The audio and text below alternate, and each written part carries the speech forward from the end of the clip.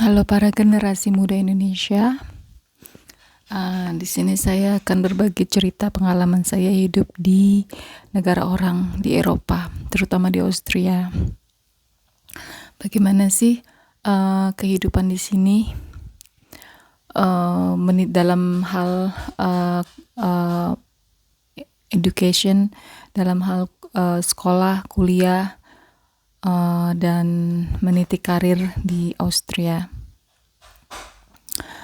Saya pindah dari Jakarta ke Austria mulai bulan Maret 2012. Dan saya dulu kerja di Indonesia itu sekitar 16 tahun di Astra Grafia. Saya merasa nyaman ya kerja di sana gitu. Tapi saya harus berhenti bekerja karena harus pindah ke Austria. Suami saya orang Austria.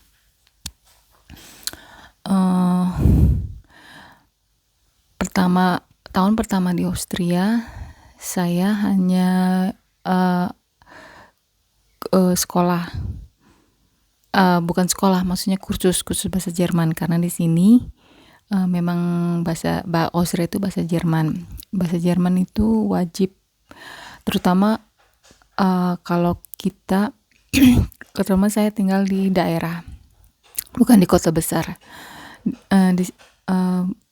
Saya harus bisa berbahasa Jerman. Karena buat sehari-hari di sini orang nggak ada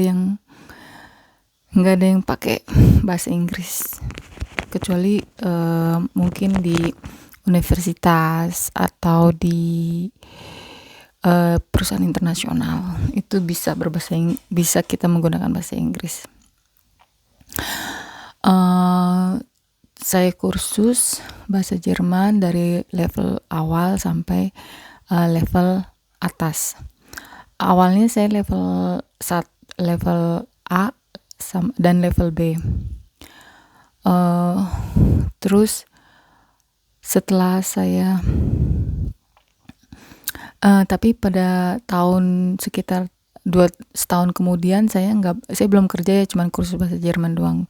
Suami saya dipindahkan ke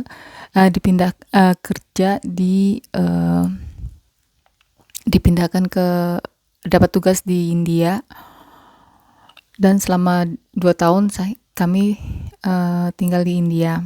Tapi saya bolak-balik aja Austria India.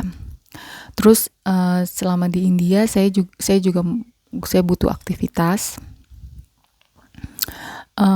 Saya lanjut kuliah lagi S2, tapi online, karena saya nggak mau kuliah di India. Jadi online saya kuliah dalam bahasa Inggris. Saya ambil Roehampton University, itu ada di London. Setelah 2 tahun selesai, 2 tahun setengah selesai kuliah saya juga pindah ke Austria, balik lagi ke Austria. Terus saya pikir setelah saya selesai S2 saya bisa bekerja di bidang psikologi sesuai dengan pendidikan saya. Ternyata itu tidak gampang. Saya harus sekolah lagi, ambil jurusannya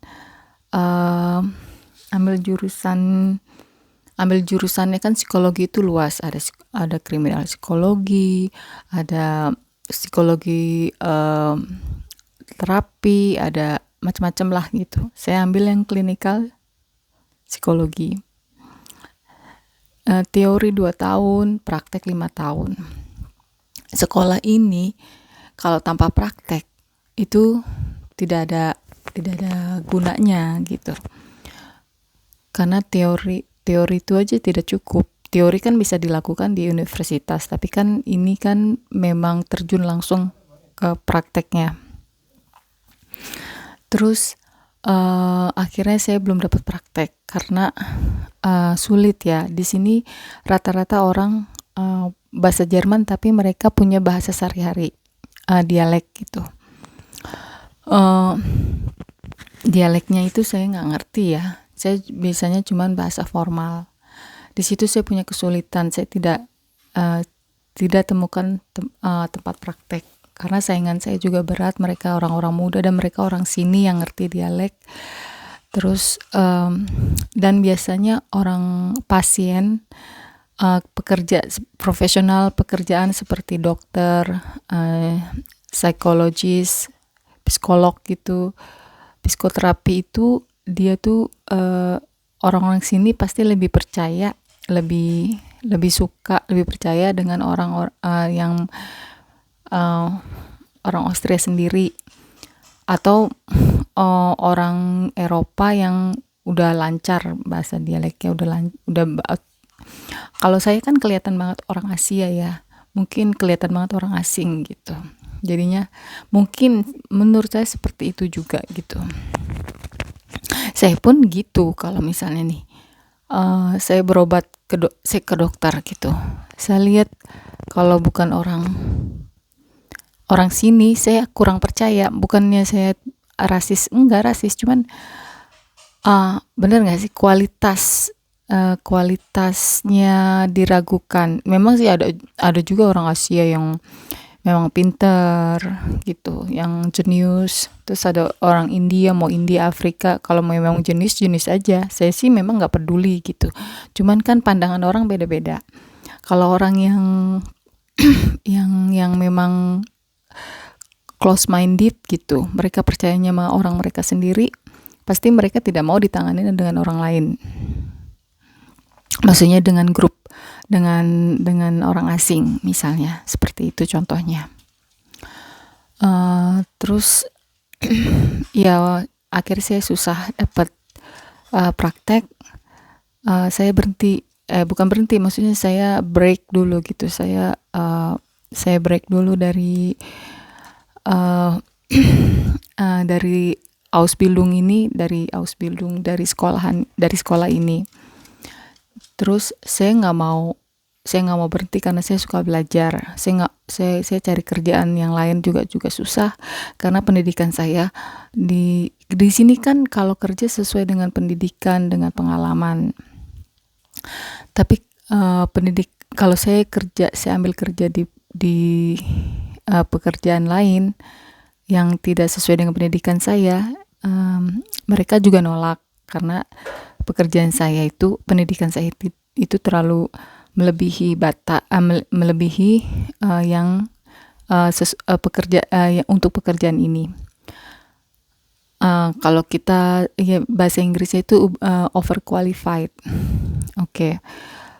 Terus akhirnya saya sempat stres sih, depresif gitu. Aduh, kok saya sudah sekolah terus tapi kok nggak ada karir gitu, rasanya tuh sedih banget, rasanya tuh ya depresif lah gitu. Orang memang mungkin saya kan suka posting di Facebook gitu, kayaknya hidup saya enak gitu, orang pasti berpikir enak banget hidupnya ya gitu. Tinggal di rumah enak, terus udah gitu aku juga ada fasilitas dikasih mobil sama suami, terus traveling terus. Memang sih hidup di sini enak, udah gitu di Eropa kita bisa keliling-keliling Eropa gitu.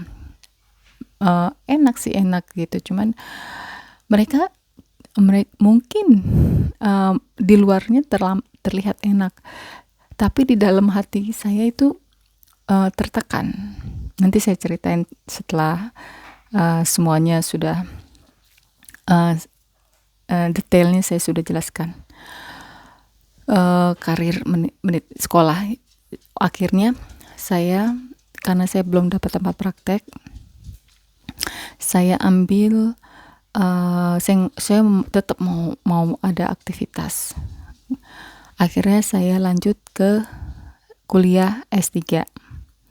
Itu saya diterima, tapi itu juga nggak gampang gitu, karena S3 itu kan paling penting itu kan penelitian kita butuh supervisor. Kalau kita butuh supervisor, berarti kan kita cari supervisor yang mau bekerja, yang mau membimbing kita. Di situ pun susah nyari supervisor karena universitas ini tidak ada khusus di bidang psikologi gitu. Sedangkan ada universitas khusus psikologi itu di Universitas Vienna. Itu jauh dari rumah saya, sekitar 2 jam perjalanan. Saya ambil universitas yang dekat rumah saya. Terus saya ambil yang jurusan Humanity and Culture of Science. Itu kita bisa aku ambil tesis ya, dissertation. Tesisnya itu saya ambil di bidang psikologi. Tapi untuk mencari profesor yang sesuai dengan dissertation saya itu nggak gampang. Di situ saya juga belum dapat pembimbing saya karena pembimbingnya harus siap. Mereka tuh banyak banget mahasiswa yang mesti dibimbing. Jadinya saya belum dapat, tapi saya tidak akan give up. Saya akan selalu cari. Kalau saya untuk menghadapi perjuangan hidup, saya memang udah biasa. Tapi kalau saya menghadapi karakter orang yang memang susah untuk karakter itu kan memang susah untuk dirubah. Masalah saya pengen seperti ini, tapi itu orang tuh kan tapi karakter orang ini sulit gitu. Kita tidak bisa merubah karakter orang tersebut. Jadi kalau saya biasanya kalau memang itu orang susah untuk diajak kerjasama atau membuat kita stres, itu biasanya saya tinggalin aja gitu. Karena saya pikir percuma juga, mereka juga gak akan berubah kan gitu. Oke.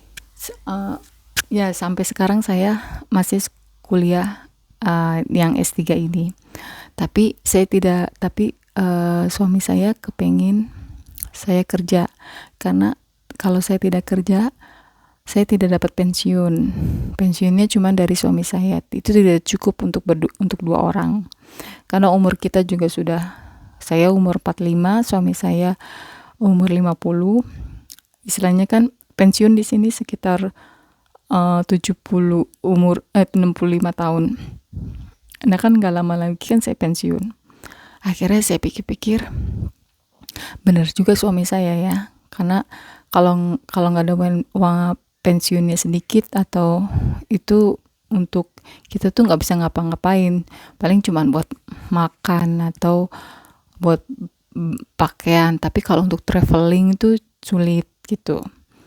Tengah ya hidup pas-pasan lah kalau dengan uang pensiun. Karena di sini hidup itu hanya uang pensiun aja itu pas-pasan gitu. Tapi kalau uang pensiun saya juga dapat, kita masih bisa traveling dengan uang pensiun gitu.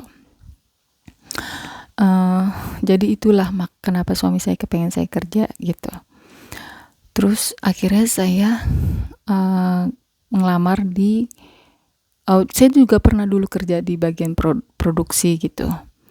Tapi di sini tuh kerja tuh nggak seperti di Indonesia ya, yang masih bisa nyantai, masih bisa nafas, masih bisa ngobrol, istirahatnya banyak. Di sini istirahatnya tuh paling sebentar, 30 menit udah sekali sehari 30 menit.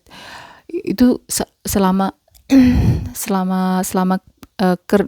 kerja itu kita tuh kerjanya tuh dituntut cepat tapi benar. Itu padahal saya tuh merasa saya udah cepat kerjanya, tapi masih kurang juga.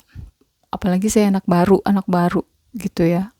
Menurut saya sih wajar ya kalau misalnya nggak masih bingung, masih kurang cepat atau masih ada salah-salah.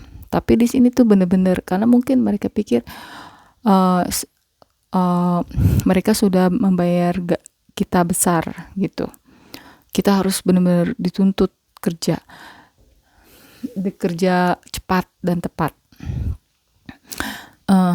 Akhirnya saya cuma 3 minggu kerja di produksi gitu. Terus saya mikir gini, udah deh, awalnya saya ngeluh, loh kok saya kerja di sebenarnya quality control gitu, nggak berat sih, ringan, cuman apa namanya, saya merasa loh ini nggak sesuai pendidikan saya gitu, saya harus kerja sesuai pendidikan saya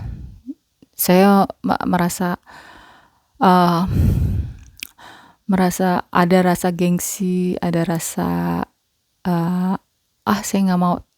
Udah akhirnya saya 3 minggu mungkin bos saya juga tahu kalau saya kurang suka dengan kerjaan yang saya terima sekarang, apalagi kalau misalnya dapat shift malam. Kalau saya kesehatan itu nomor 1.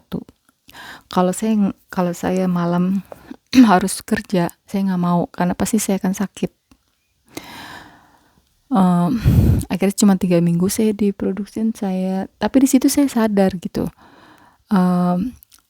kenapa saya harus berhenti. Harusnya buat pengalaman kerja aja setahun lah minimal gitu, ngerasain kerja di sini.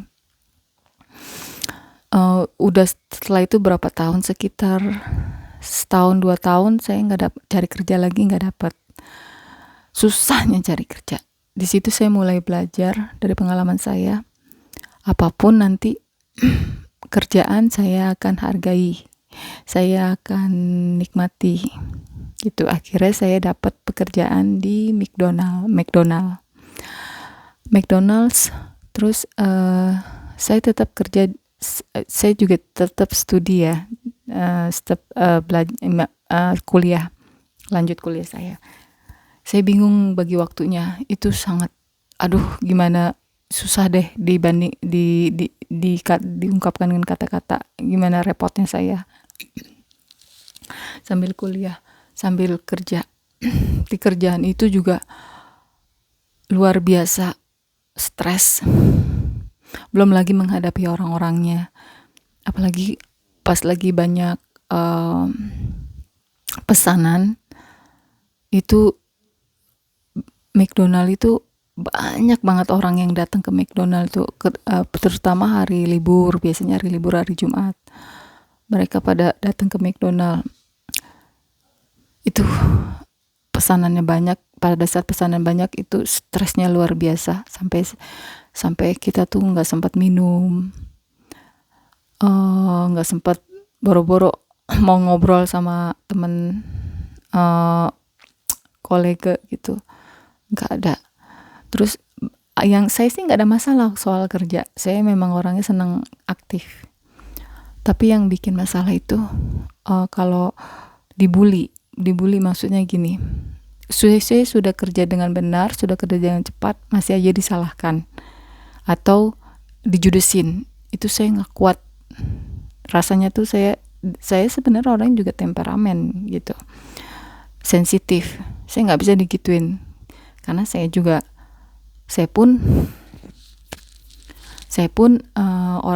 nggak mau gituin orang gitu, makanya saya nggak mau digituin orang. Terus nggak tahu nih, ini masih baru 3 hari saya kerja di McDonald. Lihat nanti aja apa yang terjadi, nanti saya akan ceritakan di episode berikutnya, di konten di video berikutnya. Jadi saya juga akan kalau misalnya Austria itu indah ya, Eropa itu indah. Nanti kalau saya lagi jalan-jalan kemana-mana, nanti saya videoin juga kegiatan saya. Nanti saya tunjukkan, saya perkenalkan Austria, seindah apa Austria. Pokoknya intinya walaupun di sini enak, indah, tetap aja ada negatifnya. Negatifnya yaitu hidup di sini itu nggak gampang, penuh dengan kerja keras.